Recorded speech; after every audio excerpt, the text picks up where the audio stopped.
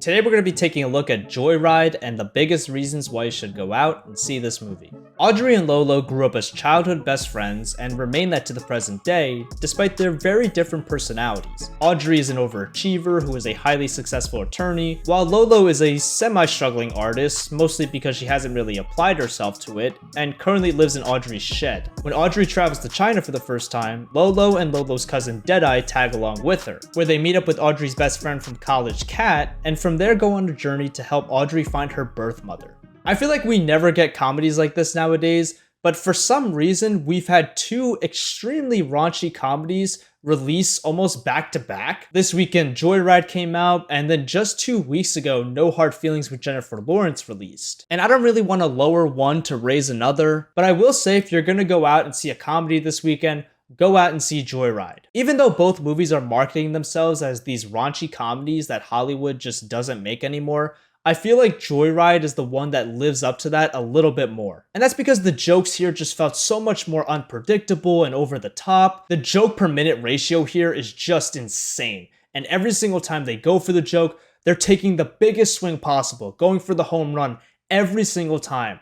And even though there are times where it doesn't connect, when it hits, it hits. The movie has quite a few hysterical montages, but one in particular involving a basketball team is just one of the wildest things I've seen in a movie in quite some time. There were so many points throughout this film where I literally couldn't look at the screen because I was just in disbelief that what I was watching was actually happening. And the great comedy that's written is complemented by all the great actors that we have on screen. The two people who stole the movie from me were Sherry Cola and Stephanie Hsu. Their two characters actually started off as adversaries, but as the movie goes on and they start to see that they share a lot more similarities than they do differences, a relationship starts to form there. But it didn't matter for me whether these two were going at each other's throats or becoming best friends.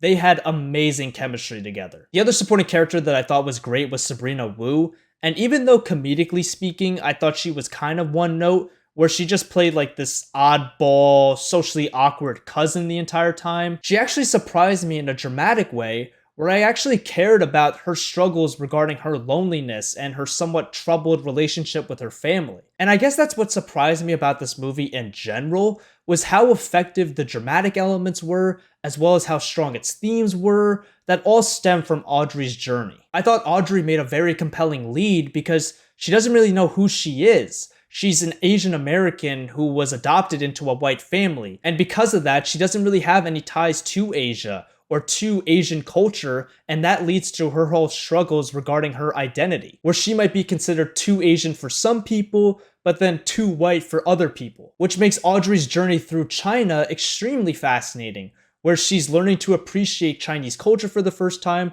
and therefore learning more about herself. But I love how all of this is just used to subvert your expectations in a very shocking reveal. And this reveal works great because it pulls the rug from out underneath the audience as well as Audrey, and it just gives her conflict a little bit of extra spice. The other interesting thing about this reveal is how it implicates the audience, where you feel like an idiot watching everything unfold and wondering how you didn't realize this sooner, but how that might be because of your own personal biases. And it's rare for a movie to just put you on blast like that, but it just makes the messaging of the movie so much stronger and so much more memorable. But those are my biggest reasons why you should go out and see Joyride. If you happen to see it, let me know in the comments what you thought of it, and I'll see you guys in the next one.